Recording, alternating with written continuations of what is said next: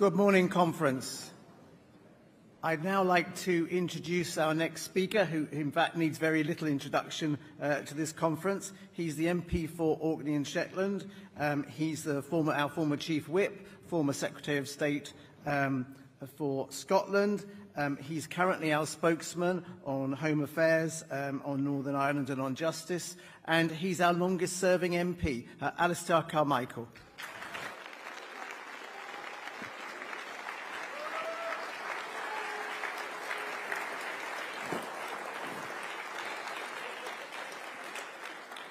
Thank you, Simon. An introduction with so many formers in it. Well, good morning, conference. It's good to be back here in York, or as I have heard some of you call it in the last couple of days, the North. Really?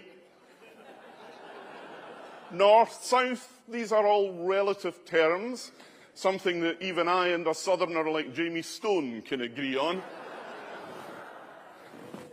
I'm actually particularly fond of coming to York. Like Orkney and Shetland, this is a place that embraces its Viking heritage, albeit in the most genteel way imaginable. I don't know if there are many vegetarian Vikings. The sagas are silent on the subject of plant-based diets, but I'm pretty sure that if there were, this is where they landed. Now, Viking invasion. There was a moment in our nation's history where it would have been quite legitimate for people like Suella Braverman to get wound up by the threat posed by people coming here in small boats.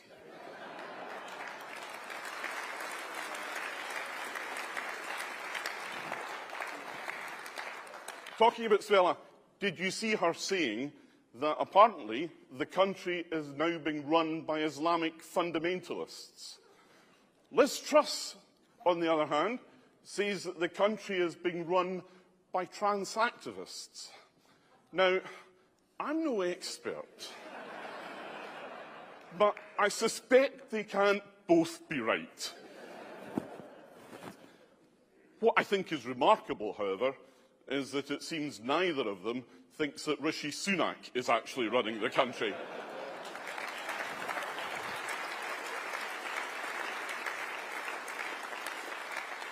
So, in that much at least, they could both be correct.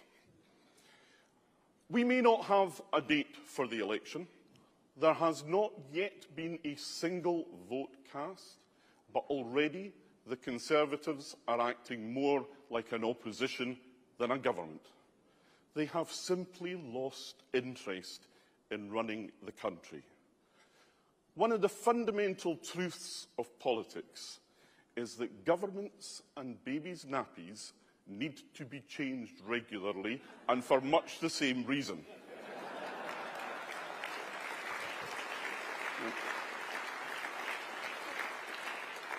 Never was that as true as it is today with this Conservative government. In 2019, with Jeremy Corbyn as the alternative, many people were prepared to hold their noses and to vote Conservative. 5 years on, they can hold their noses as tightly as they want, but there is no getting away from the stench of cronyism and corruption from this government.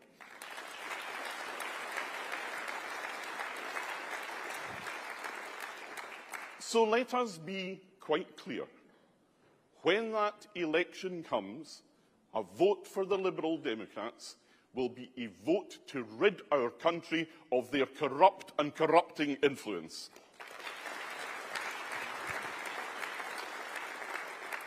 In the next Parliament, as in this one, Liberal Democrats will have no truck with the demonisation of desperate people fleeing persecution, war, or starvation.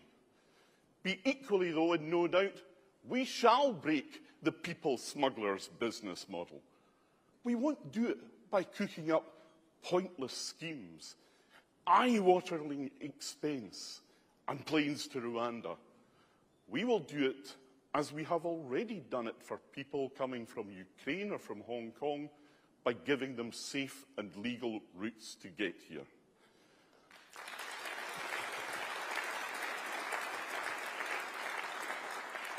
And you know, we shall do it because that's still the sort of country we are. We're still a country that believes in obeying the law at home and abroad. We're still a country that will live up to its obligations. We're still a country that is at its strongest when we bring people together and not when we divide them.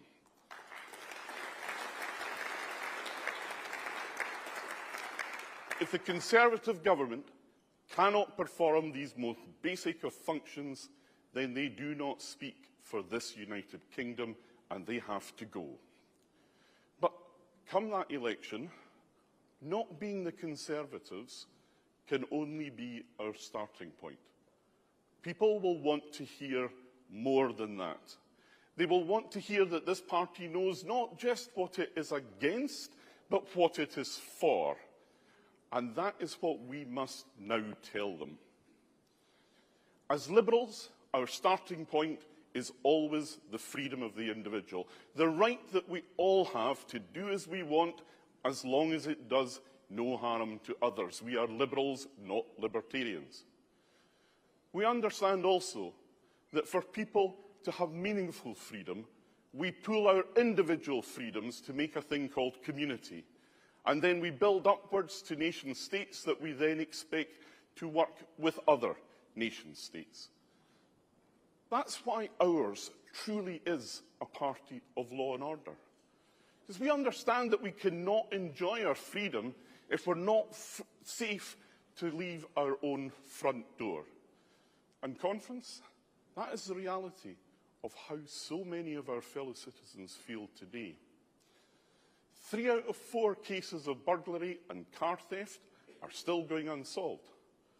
Victims of crime have to wait for hours when they report it, if anyone actually shows up at all. Why? Well, look at the numbers of police officers focused on frontline policing. Just 12% of officers in England and Wales are assigned to neighbourhood policing teams. The Tories have taken over 4,500 police community support officers off the streets since 2015. And now day-to-day Home Office spending is expected to be cut by nearly 1/5 in real terms over the coming financial year. This government is failing on the basics of keeping our communities safe. To stop and to solve crime, we need police on the front line, out and about in their communities where the community can see them and then feel safe. But now, not content with just trashing the basics and ignoring the people's priorities, they're off again, tilting at windmills. It was buried away in the footnotes to last week's budget, but they have just set aside almost £250 million to fund pilot schemes for live facial recognition technology and more use of drones. It kind of sums up the double standards of this government pretty well. The Foreign Office talks a good game criticising the Chinese government for their oppression of the Uyghur population in Xinjiang province. But at the same time, the Home Office is opening the door to companies like Hikvision, whose technology made it possible. The use of live facial recognition technology has never been authorised by Parliament to be used on our citizens in this way. This stands in fundamental contradiction of the most basic British principle of policing by consent.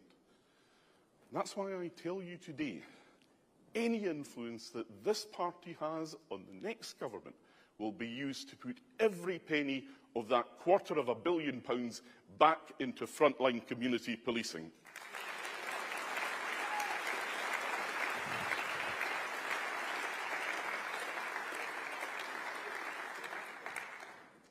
Under this increasingly authoritarian Conservative government, we risk sleepwalking into a surveillance state. We know how it happens.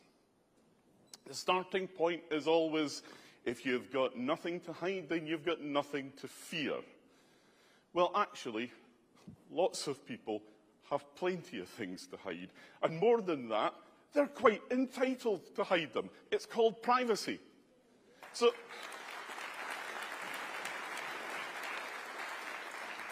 information about your health, your finances, your family, your business, all sorts of things that are really no one's business but your own.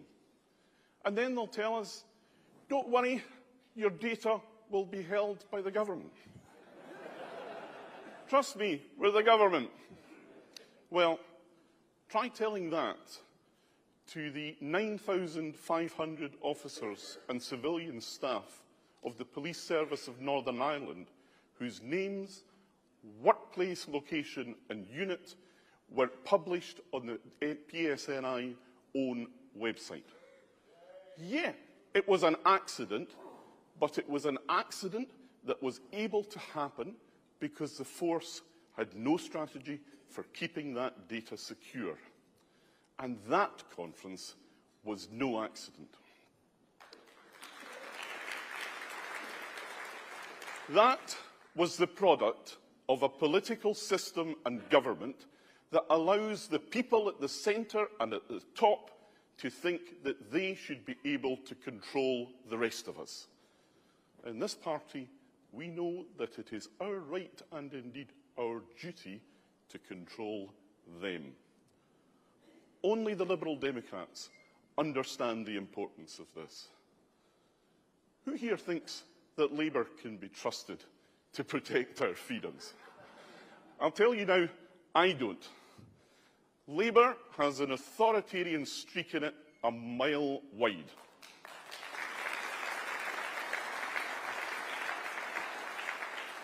Every time when they want to out-Tory the Tories, then acting tough on civil liberties is their go-to option. That's why the last Labour government tried to introduce identity cards with a national identity register and a huge database of its use. That's why they tried to introduce 90-day detention without charge. That's why they allowed the growth of stop and search powers for the police that did so much to destroy that relationship of trust between the police and so many of the communities that they are charged with protecting. If the election puts the Labour Party into government, and if they want to pursue that agenda again in the future, then they should understand now that they will do it without the support of Liberal Democrat MPs.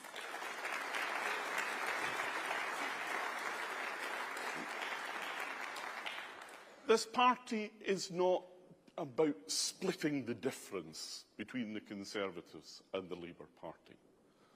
This party has its own distinctive roots and vision. We trust the people. They want to control them.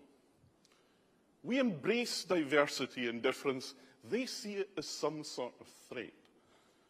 Labour may offer a change of government, but we demand a change in the way in which we are governed. We demand a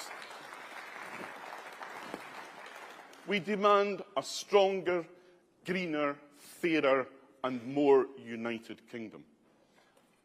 Our vision is for a society where none shall be enslaved by poverty, ignorance or conformity. That's what this party stands for.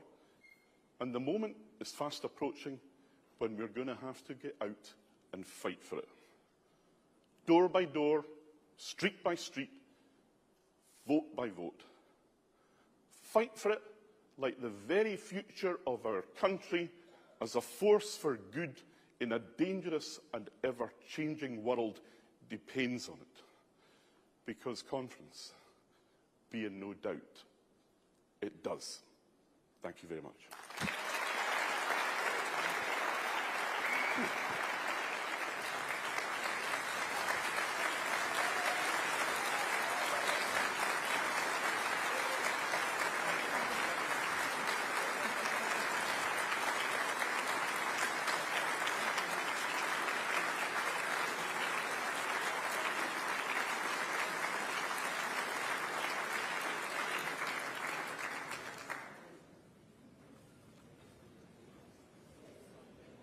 Thank you very much, Alastair. Conference, Alastair, that wasn't, as you know, Alastair's first speech, but it was his first standing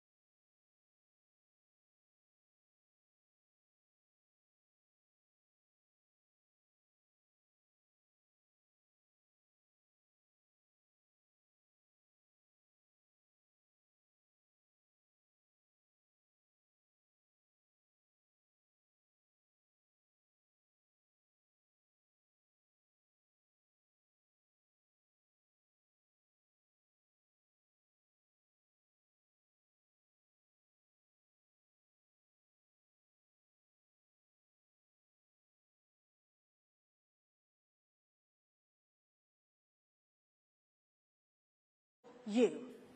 So I asked our MPs what they would say if they were up here talking to you. Let's start with Layla Moran. She said that the liberal values our party nurtures are needed now more than ever in our tumultuous world. We have a proud history that helps shape the good parts of the world we live in. Every donation helps safeguard our liberal future. Effectiveness was, in fact, I am going to have a sip of water while a few of you sit down. Please come in. Just in case you missed the beginning, I'm Tilly, the Treasurer, and I might be asking you to donate. You might see a couple of buckets coming round. There they are. Effectiveness was the theme of Sarah Dyke's message to me. Donate to help us compete effectively in elections and elect hard-working, effective MPs and councillors. Said that. Christine Jardine emphasised the desperate need for more Lib Dem MPs to enact the changes we are crying out for. And Sarah Olney reminded me that this is a historic opportunity we have to rid the country of this disastrous Tory government. Your donations play a vital role in making that happen. Donating today is easier than it's ever been. Aren't you lucky? On your way in, you will have got the conference sheet, and if you turn to the back of it, there's a QR code on it. Or do borrow your neighbour's. Amazing, isn't it? Scan the QR code with your phone's camera to go to the appeals page, or go to libdems.org.uk/appeal. And of course, you will see the trusty buckets coming round. This is the one occasion when it is perfectly acceptable to get your phones out in a theatre. I won't mind at all. I won't be remotely offended if your head is buried in a phone. Please go ahead. So having asked you all to put your hands in your pockets yet again, let me run through some of the other fundraising activities that we do. We've been flat out, tirelessly seeking new donors and supporters. We have expanded the Lib Dem Business Network, a network of like-minded business leaders who support the party, which also deepens our engagement with the business sector, absolutely vital after the next election. We've grown the Liberty Network, and each month more people are telling us that they're leaving a legacy to the party, which, as depressing as it sounds, is extremely exciting for us. What we are doing is working. Momentum is building, and it's evident that our strategy is yielding results. But with pockets as deep as the Tories and Labour, we need more. As Wendy Chamberlain said when I talked to her, the team's federal fundraising efforts provide the vital strategic and financial support for many of our seats, where our activity is nothing short of extraordinary. Every door knocked, every leaflet, every doorstep conversation brings us closer to our goal. But we need more. Tim Farron had a sobering reminder of the challenges ahead. He said, "Why do I always want to do an impersonation of you, Tim, when I say," he said, "Tilly." No, he didn't. He said, "Tilly, this is the best opportunity for our party in years, but it's also the greatest threat to our country. The Tories are desperate and they have the deepest pockets, which is a dangerous combination." Daisy Cooper continued with that theme. This is going to be the most expensive election yet, and we're already seeing a flood of Tory leaflets into our target seats. If you want to be sure of getting rid of this government, we need your money, and I'm afraid we need it now. Your donations can make the crucial difference. If you haven't found the website yet, or the QR code on the back of the leaflet, then why don't you Google Lib Dems Donate?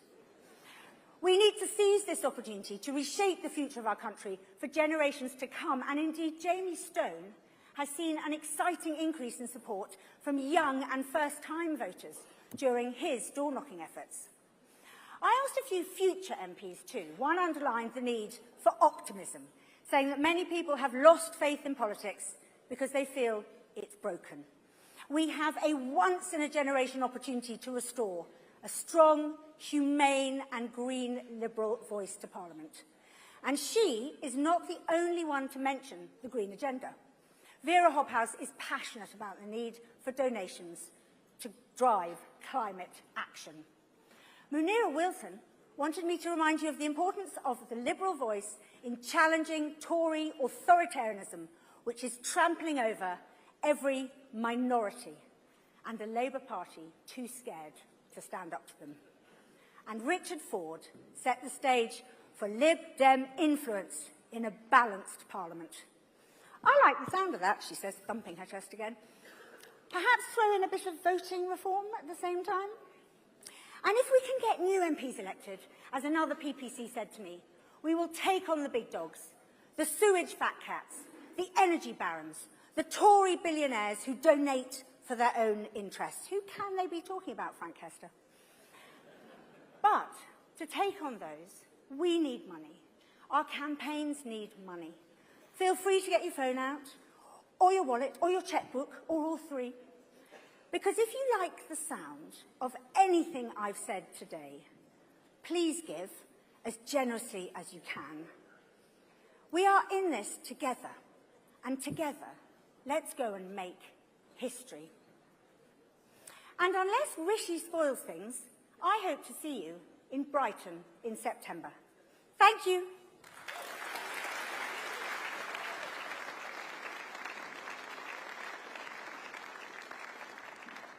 Conference, please welcome the leader of the Liberal Democrats, Ed Davey.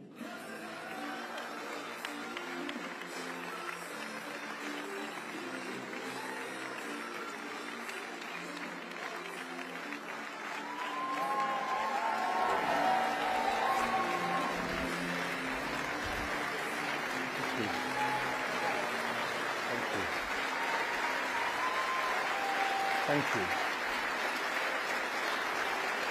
Thank you.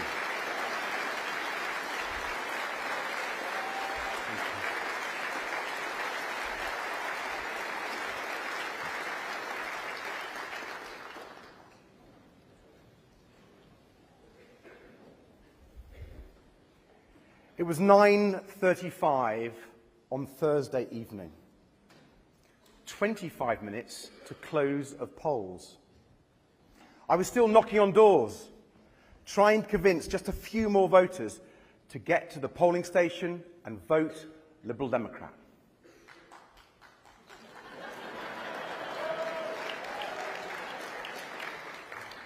It was 1997, and we won by 56 votes.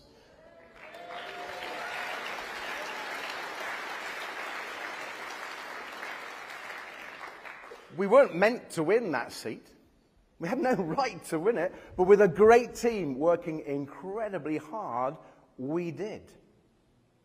And because we won, because of those 56 votes, we've been able to help tens of thousands of people across Kingston and Surbiton, found homes for families in fear of homelessness, saved the local nursery and daycare centre people rely on, brought together families cruelly ripped apart by the Home Office, and yes, cleaned out sewage from the local river.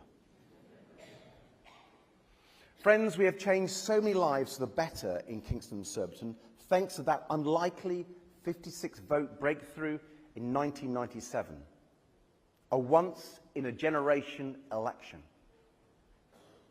And now, a generation later, we have the opportunity to do it again, to get more Liberal Democrat MPs elected, to change the lives of their constituents for the better, to kick the Conservatives out of number 10 and transform our country for good.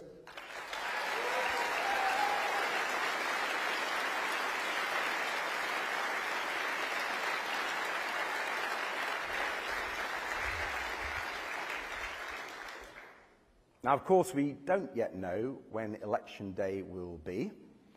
We don't know because it's in the hands of just one man. It's pretty much the only thing left that Rishi Sunak controls. He certainly doesn't control his party, certainly not his cabinet, certainly not the healthcare crisis or the economy. In fact, the Prime Minister sounds like he's given up. The budget revealed he's already planning for life after Downing Street. He says he wants to turn the UK into a new Silicon Valley, just to save him having to commute to California.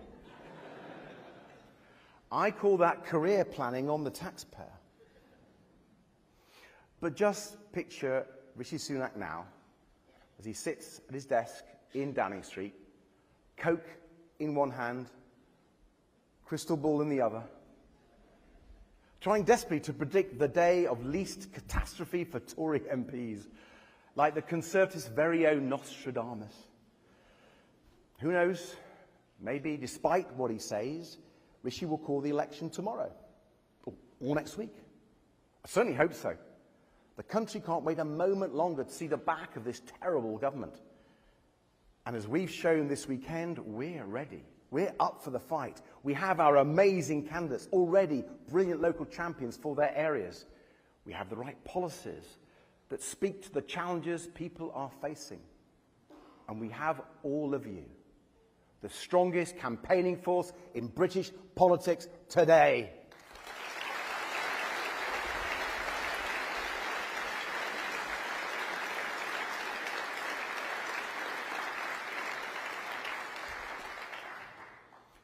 Liberal Democrats, I'm so proud of everything we've already achieved together, and I'm so excited for what's coming next.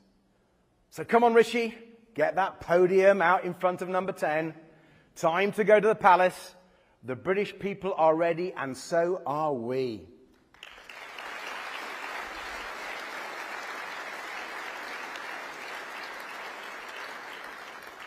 But maybe he will drag it out until the autumn. We heard this week that some Tory MPs are pinning their hopes on England winning the Euros this summer. Somehow thinking that will send voters flocking to the Conservatives. Now, far be it from me to give the Conservatives advice on their electoral strategy, but I think it'll take more than Harry Kane's right foot to make voters forget about years of economic chaos, rising NHS waiting lists, and sewage in our rivers. And yet, Sunak's still there, squatting in Downing Street, while his government limps on feebly, filming ever more tedious videos for his TikTok account, and picking ever more poisonous and divisive culture war fights. You know, the Prime Minister was right to warn about the dangers of extremism and division in our great country. But the Conservative Party needs to take a big, long look in the mirror.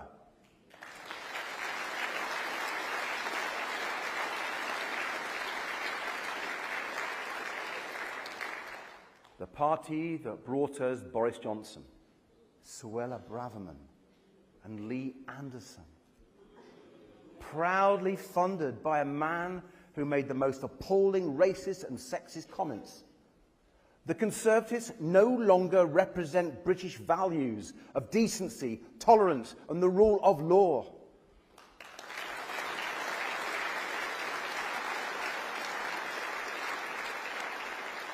The truth is, this Prime Minister is now so weak, he will say anything to stop his own right-wing MPs from kicking him out before the British people get the chance. He's outrageously running down the clock, enjoying the trappings of office for a few months more, while the crisis facing our country just get worse and worse and worse. Conference, that shouldn't even be an option for a Prime Minister. And really, it's a small but telling example of what is wrong with our broken political system and the two big parties who prop it up. The only reason Rishi Sunak gets to pick a date of his choosing is because 2 years ago, the Conservatives passed a law taking that power away from Parliament and handing it solely to the Prime Minister. And while Liberal Democrat MPs stood firm and voted no, Labour stood back and let it pass. A shameless act of Conservatives rigging the system in their favour again, but aided and abetted by Labour in the hope that it might one day benefit them too. Never mind the damage it does to public trust in our democracy. Never mind the chaos and uncertainty it causes for business. Never mind all that. The only thing that mattered to the Conservative and Labour parties was their own narrow self-interest.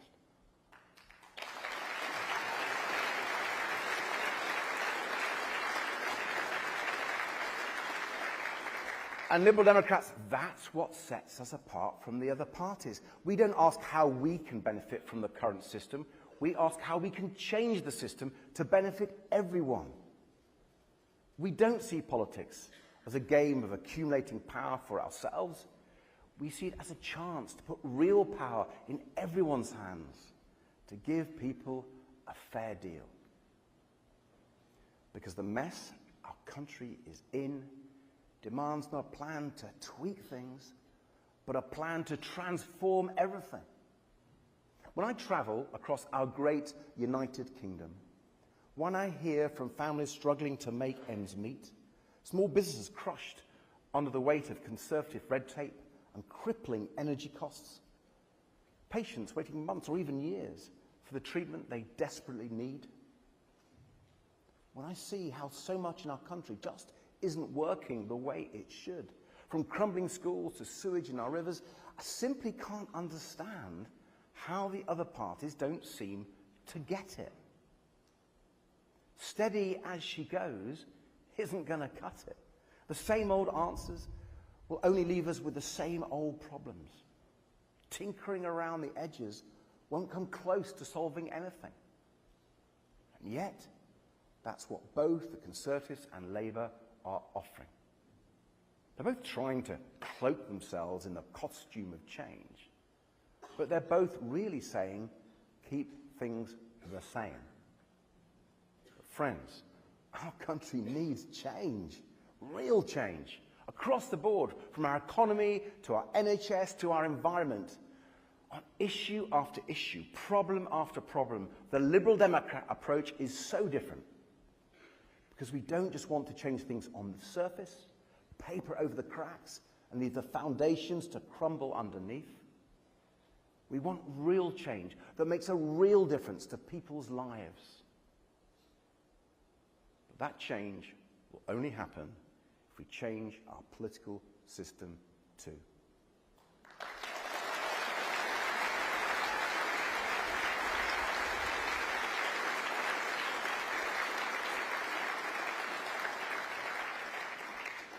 We're going to stop the chaos and corruption. If we're going to stop and put an end to scandals and sleaze, if we're going to have a politics that puts the country first, not parties, the people's interests, not politicians, we have to change the whole system.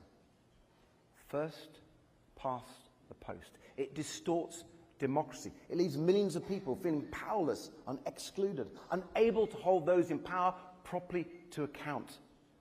Conference, we know proportional representation will be so much fairer, so much better for our politics and our country.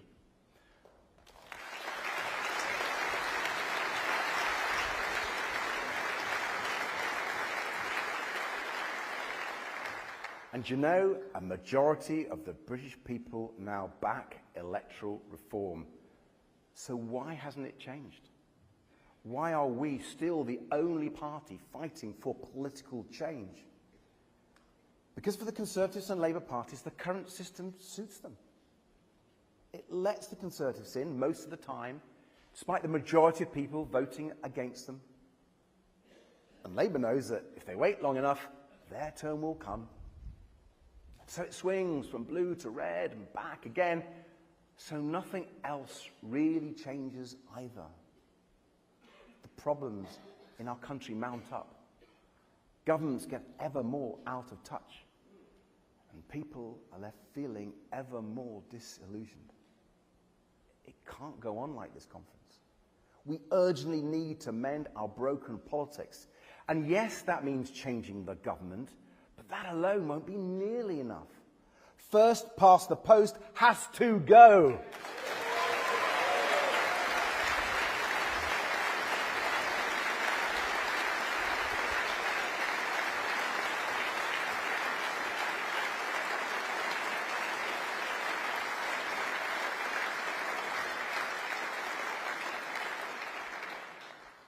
We must win the fight for fair votes. And by the way, if this week's news has shown anything, it's that we must also cap donations to political parties.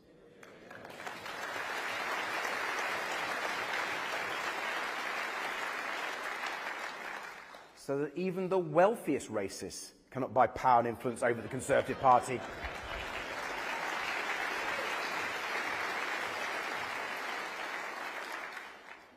That's why our role at this election is so critical, because only we are putting forward the transformational political change this moment demands if we are to tackle the other crises that are hurting so many people across our country right now, like the NHS. More than 6 million people are stuck on waiting lists, 6 million. Tens of thousands of cancer patients are waiting months to start urgent treatment. People are waiting hours in pain and fear after calling 999.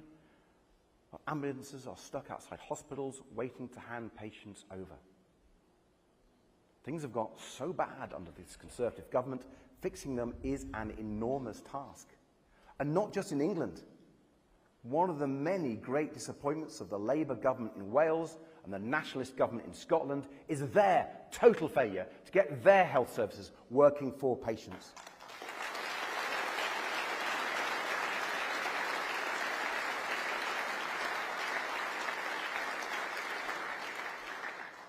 Fixing our NHS will take far more than the timid policy by press release of the other parties.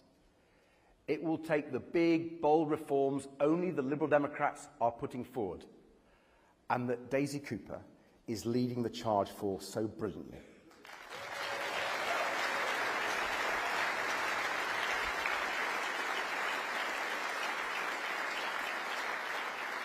So that when your child is ill, you can get to be seen by a doctor at your local surgery. So that when you wake up with your tooth in agony, you can get an emergency appointment with your local dentist. So when your mum needs medicine for a sore throat, she can get a prescription from a community pharmacist. So you don't have to sit and wait hours in A&E when you shouldn't even be there. Investing wisely in community services to save lives and save money in the long run. Instead of just throwing cash at crisis after crisis with nothing to show for it. Better for the NHS, better for taxpayers, better for patients.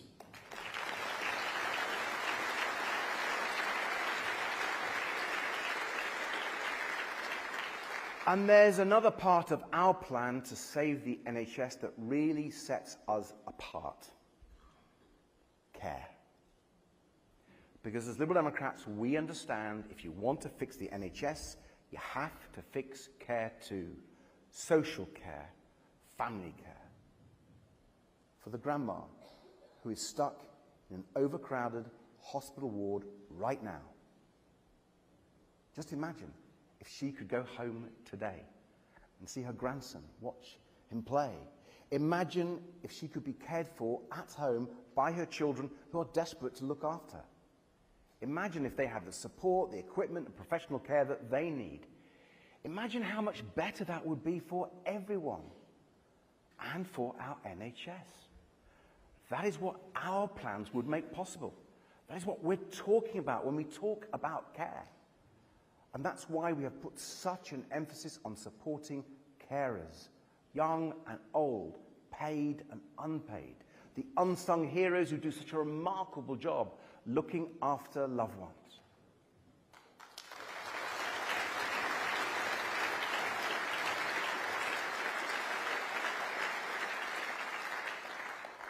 Now, some people have criticized me for going on and on about carers, even saying that it's only because I've been a carer most of my life, for my mum, for my nana, for my son. But let us tell them this. It's because of real-life experiences like mine and the real-life experiences of millions of people that Liberal Democrats will always be the political voice of our country's carers.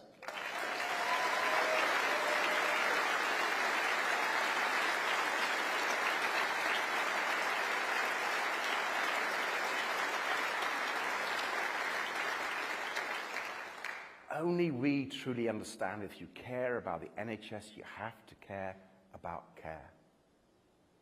But like so many big challenges, fixing social care will take a different kind of politics because it needs a long-term agreement, one that will stand the test of time and last beyond one parliament and one party's turn in government. That's why we are calling on all parties to include in their manifestos a cast-iron commitment to finally hold cross-party talks on social care.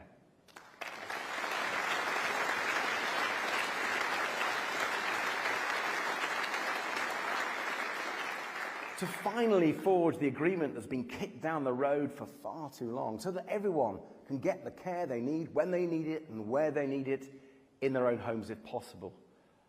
So that no one is hit with catastrophic costs or forced to sell their home just because they or their loved ones need care. And so that all carers are properly recognised and supported. Rishi Sunak, Keir Starmer, come to the table, bring your ideas, let's finally sort this out.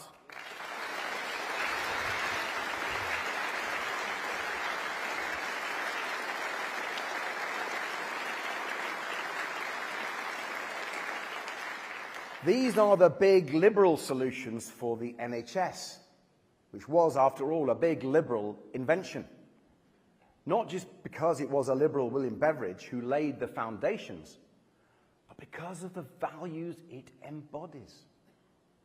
Good health services, open to all, regardless of wealth, give people the freedom they need to live their lives as they choose. And since it is the poorest and most vulnerable who are hit hardest by inadequate healthcare, tackling this crisis is crucial for building a fairer, more equal society too. A well-functioning NHS is essential for individual freedom, for social justice, and for national prosperity.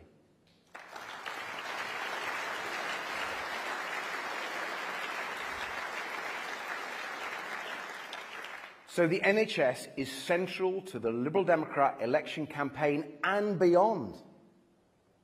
Not just because it's the #1 issue on the doorsteps, but because it's a fundamental part of building the liberal society we all want to see.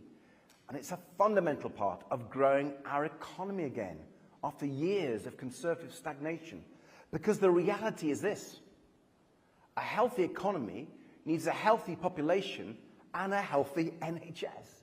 Getting people off waiting lists, giving them the treatment they need, getting them fit and healthy and back to work, that would be truly transformational for them, for their families, and for our economy too.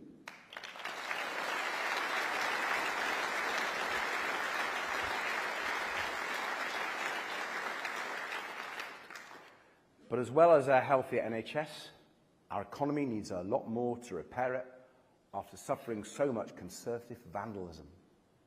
The enormous damage of their terrible Brexit deal. The years of unfair tax hikes on families already struggling to get by. The catastrophe of Liz Truss's calamitous mini-budget. Sorry, I should have said Liz Truss's very fine but tragically misunderstood mini-budget.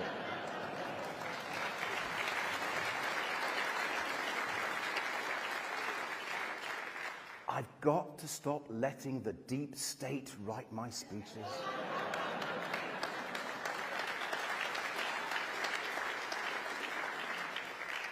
Conference. The sheer political, economic and financial instability, all caused by the Conservatives, is undermining the dreams and the hopes of families and businesses across our country.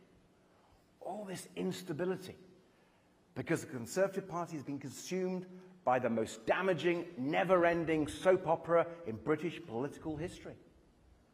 And Tory MPs have given us another episode this weekend with plots for yet another Prime Minister. A fourth in less than 2 years.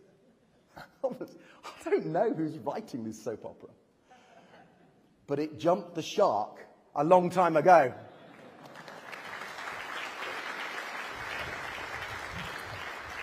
It's time for it to end. And we Liberal Democrats must show that we have the big transformational ideas our economy needs. Expanding apprenticeships so young people can gain the skills and experience to make the most of their potential.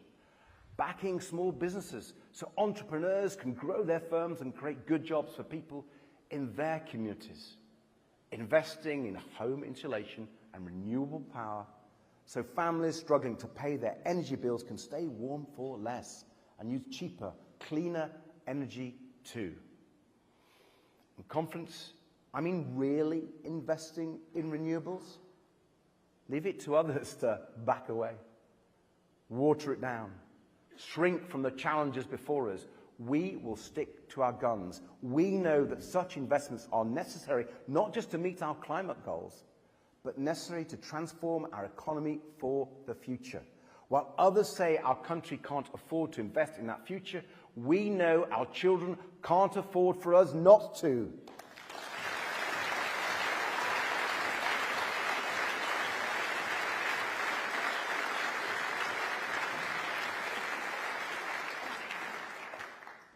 And there's something else we can't afford not to tackle head-on. Even if the other parties think it's too difficult or too politically uncomfortable. Fixing our broken relationship with Europe.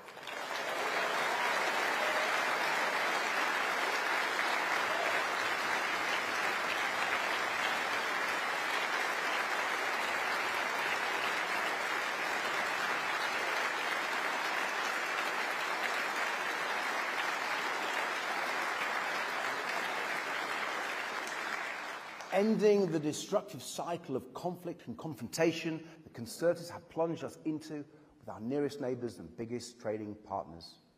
Ripping up the pointless red tape the Conservatives have inflicted to free British business and bring down prices in the supermarkets. Tearing down trade barriers so our farmers and fishing communities can sell more of their produce in the EU again. Leave it to the others just to fiddle around with a fine print of a bad deal we all know can't be fixed. Only Liberal Democrats have a clear plan to rebuild this relationship with a better deal for Britain, to renew the ties of trust and friendship, to set us on the path back to the single market.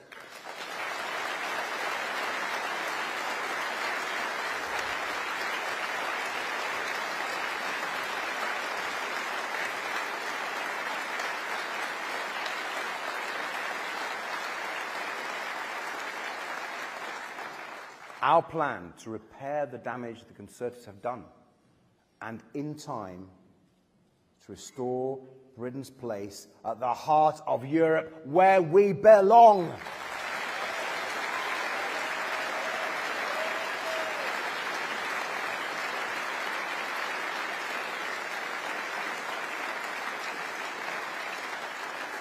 We know it won't be easy. We know it won't be quick. The ties that have been so badly severed can only be stitched back together gradually over time. This will take great care and determined effort over years.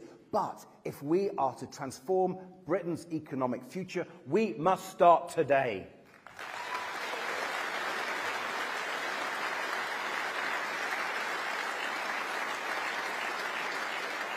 And a new relationship with Europe is about our economy, but it's also about Britain's place in the world. A world that is becoming increasingly dangerous and unstable. Vladimir Putin's war machine has been ravaging Ukraine for more than 2 years now. We continue to stand firm with the brave Ukrainian people as they resist his onslaught, and with those in Russia who resist his oppression too. Putin's murder of Alexei Navalny, a Democrat and a true Russian patriot, has not silenced opposition to Putin's tyranny. But the prospect of another Trump presidency in the United States, that threatens to strengthen Putin's hand, weaken NATO, and destabilize the globe even further. The thought of another 4 years of Donald Trump supposedly leading the free world is truly frightening. And even without Trump in power, Republicans in Congress have demonstrated that we cannot count on the US to stand shoulder to shoulder with us in Europe against Putin's aggression. So for the Conservatives to be cutting the British Army by 10,000 troops under the current circumstances isn't just irresponsible, it is a threat to our long-term national security.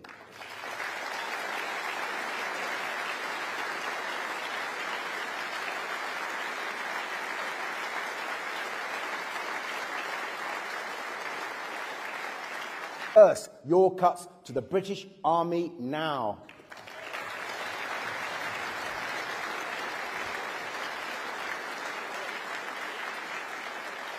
And whether it's troop cuts or the Trump threat, we are the only party speaking out. Only Liberal Democrats understand that on the world stage, as in domestic politics, steady as she goes simply won't do. The UK must once again lead within Europe on our mutual security, starting not only by seizing frozen Russian assets in the UK, but bringing European governments together to use all our frozen Russian billions for the good of Ukraine. If the US won't, Europe must.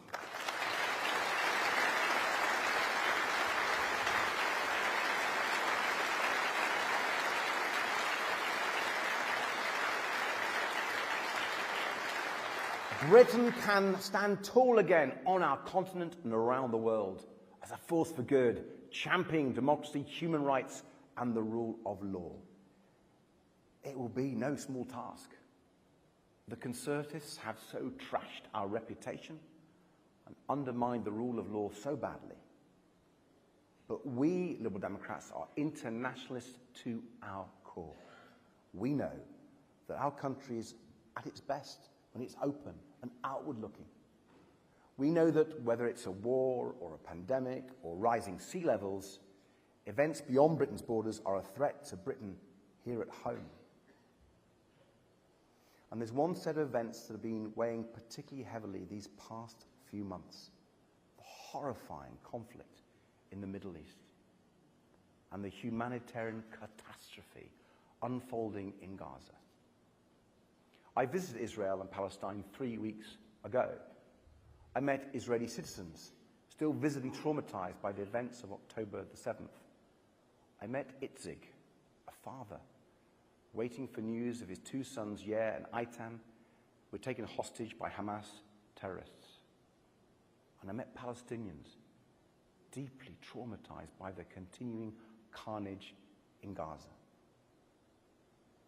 I held a baby in a hospital in East Jerusalem, being cared for along with her 2 baby sisters, triplets, and heard from the nurses how their mother had been forced back into Gaza straight after giving birth and hasn't been allowed a permit to visit since then. A mother forced to leave her babies in those crucial early days, kept apart from them for months by this terrible war. So I urge the Prime Minister today, make it a diplomatic priority to let that mother and so many others like her come back to her babies where she belongs.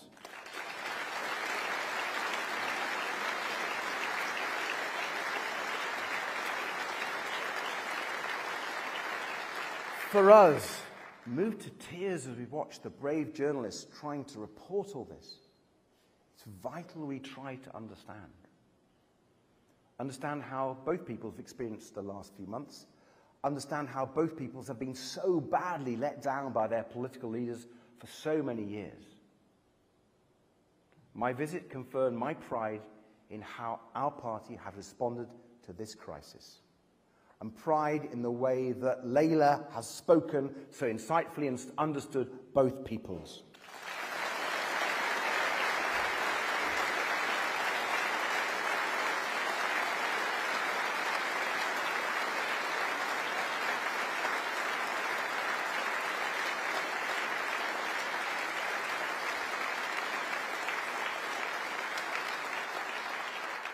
As a daughter of Palestine, with family in Gaza, Layla, your voice has been so powerful. And Liberal Democrats, we have not given in to the siren songs of easy answers. We have not sought to divide people further. We've not indulged in petty political game playing. Instead, we have stood consistently, as Liberal Democrats always have, for international law, humanitarianism, and understanding. For months now, we have been calling for an immediate bilateral ceasefire.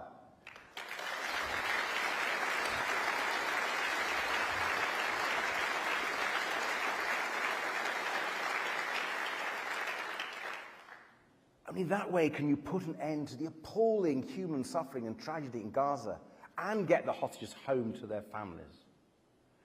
Reunite Yair and Aitan with their dad and reunite those triplets with their mum. A real ceasefire that sets us on the path finally to a lasting peace. A two-state solution starting with the UK immediately recognising an independent Palestinian state.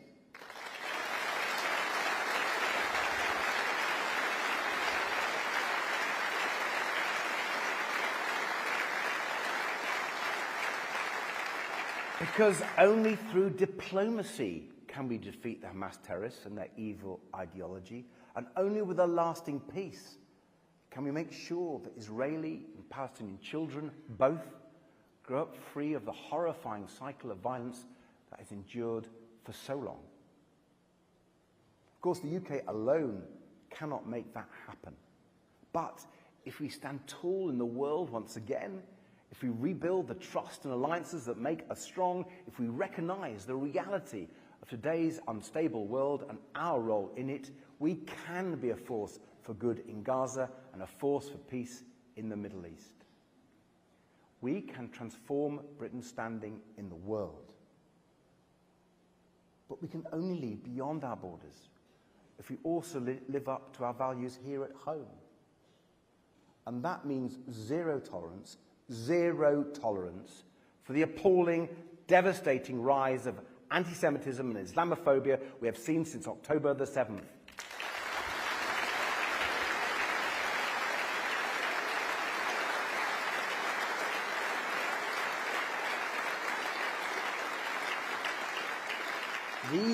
These are threatening to tear our communities apart. We cannot let that happen. There's no place for it in our party. There's no place for it in our country. There is no place for it anywhere.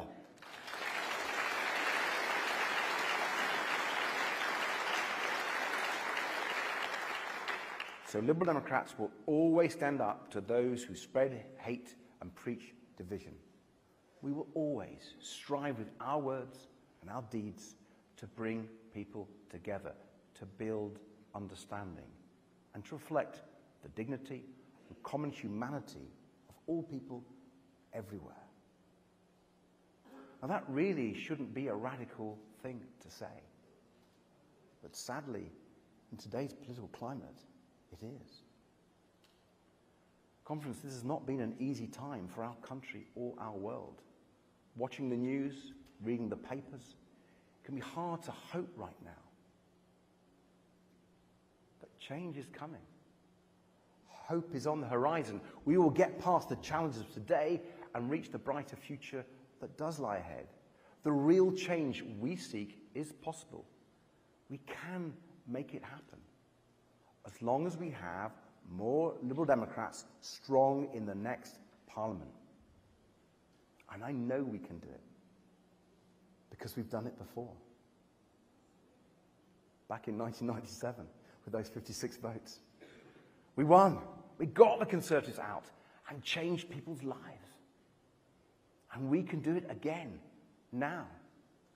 We can make this a once-in-a-generation election. We can elect many more brilliant Liberal Democrat MPs to fight and win the case for bold political reform.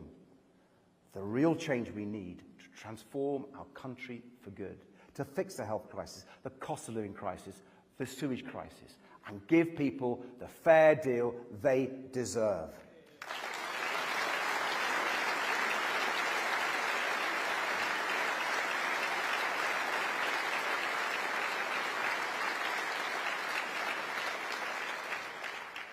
That's why we are all here, isn't it? To change people's lives for the better. That's what Liberal Democrats are doing right now, right across the country. Like our amazing Caroline Pigeon.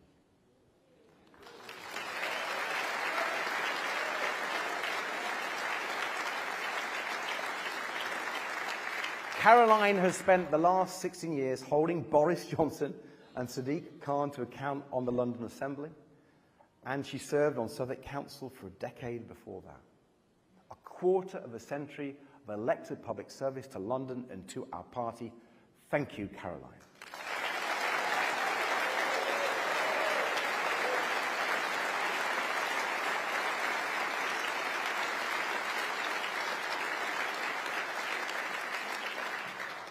And Ruth Dombey, who is stepping down as leader of Sutton Council after 12 years of remarkable service leading her community. The London Cancer Hub that Ruth brought to Sutton is Europe's #1 centre for research and treatment on cancer. That alone is a legacy to be extremely proud of. Thank you, Ruth.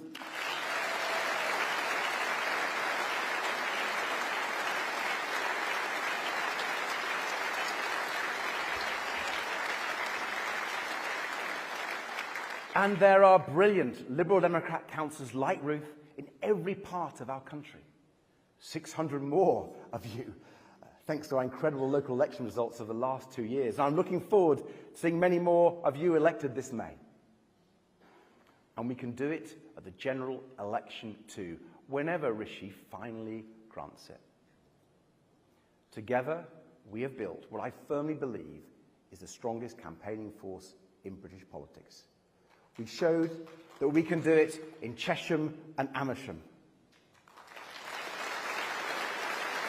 And then we showed it again in North Shropshire, again in Tipton and Honiton, and again in Somerton and Frome.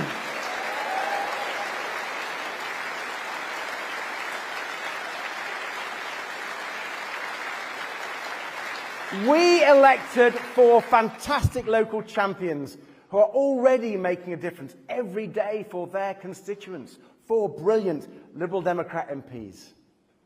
And now we can do it again in so many parts of the country. Only we can beat the Conservatives, and we must. So, Liberal Democrats, let's get to work. Let's get out and knock on 5 million doors, 5 million knocks to bring the blue wool tumbling down and send more brilliant Liberal Democrats to Parliament.